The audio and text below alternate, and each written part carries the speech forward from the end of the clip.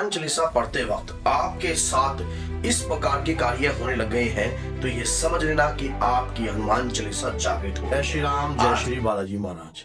अगर हनुमान चालीसा पढ़ते वक्त आपके साथ इस प्रकार के कार्य होने लग गए हैं तो ये समझ लेना कि आपकी हनुमान चालीसा जागृत हो गई है।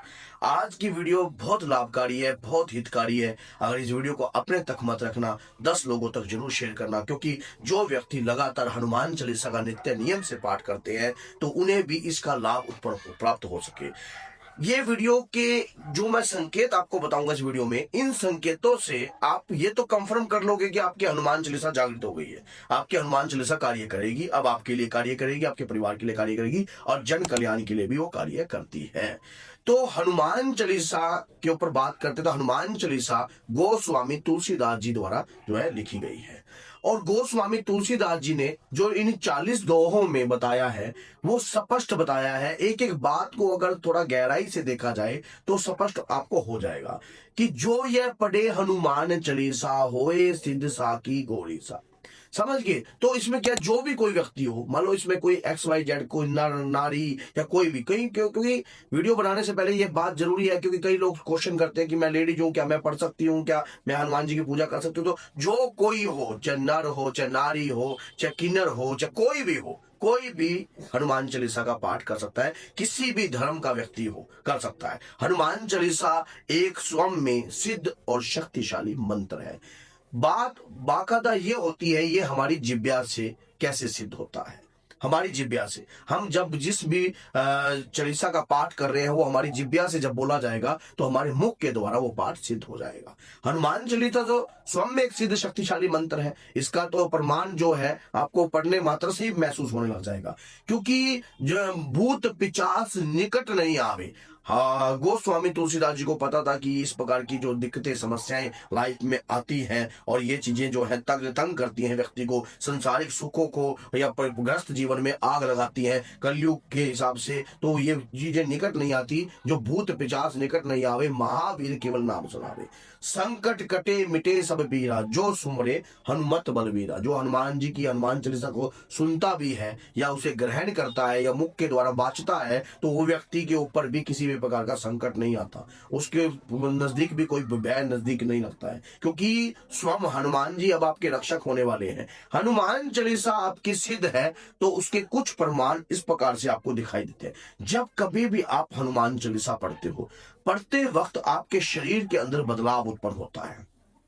कैसा बदलाव होता है? हनुमान चालीसा जब आपको कंठस्थ याद होने लग जाए, जब आपके मुख से कंठस्थ याद होने लग जाए और पढ़ते वक्त आपका शरीर हिलने लग जाए, अगर इस प्रकार की स्थिति आपके साथ हो रही है तो आपकी हनुमान चालीसा आपके शरीर, आपकी बॉडी से, आपके मुख बिंदु के द्वारा जागृत हो चुकी है। आपका शरीर ऐसे हिल रहा है। अभी मैं प्रयोग भी बताऊंगा इसको, कैसे प्रयोग में आप ले सकते हो। तो इस प्रकार से आपका शरीर हिल रहा है, जय हनुमान ज्ञान गुण सागर, जय कपी सतुलोक उजागर, और उसमें आपको मस्ती आने लग जाए। हनुमान चालीसा पढ़ते वक्त आप हनुमान चालीसा पढ़ते वक्त मस्ती आती है, मन करता है प्रभु श्री राम सियावर राम, जय जय राम, मेरे प्रभु राम, और एक लय बनने लग जाती है ना, तो ये मंत्र आपके मुख बिंदु से जागृत होने लग गया है। हनुमान चालीसा पढ़ते वक्त उबासियां छूटती है, बहुत लंबी लंबी उबासियां छूटने लगती है। और जैसे ये हनुमान चालीसा पढ़ना शुरू करते हो, राम स्तुति करने के बाद तुरंत आप हनुमान चालीसा पढ़ते हो तो आपके शरीर से उबासियां आती हैं लंबी लंबी। ये हनुमान चालीसा जागृत होने लग गई है आपकी।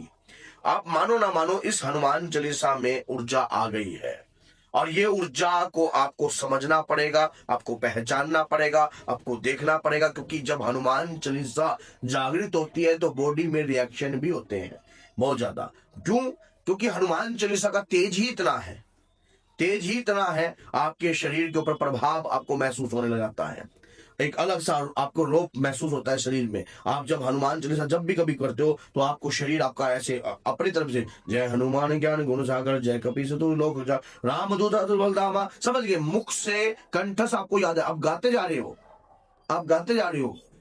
आप मानो उसको आप पढ़ने की किताब आप देखते नहीं, आपका जो किताब है उसकी तरफ देखते नहीं हो, कंठस्थ याद होने लग जाए तो समझ लो वो जागृत अवस्था में आने लगे। अब इनका प्रयोग कैसे किया जाए, किस प्रकार से प्रयोग किया जाए। हनुमान चालीसा का प्रयोग, वैसे बहुत सारे संकेत होते हैं, बहुत सारे, कि जिससे आप ये अनुमान रख दो कि आपकी हनुमान चालीसा अब जागृत हो चुकी है, सिद्ध हो चुकी है। हनुमान चालीसा तो स्वयं में सिद्ध है, लेकिन आपके मुख्य बिंदु के द्वारा जागृत होना बहुत जरूरी होता है। प्रयोग में जब आप हनुमान चालीसा का पाठ करते हो तो राम स्तुति या राम माला के जाप से करना चाहिए। मैंने अपनी हर वीडियो में इस बात का वो बताया है।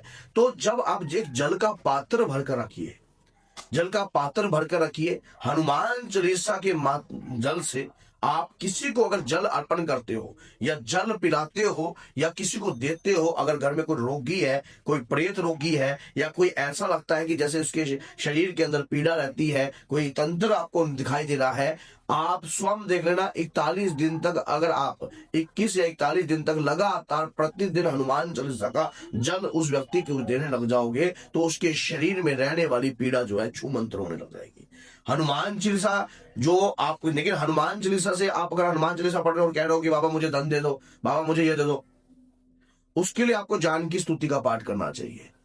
हनुमान चालीसा का पाठ करो, जानकी स्तुति को पाठ कीजिए, ताकि माता लक्ष्मी की कृपा बनी रहे।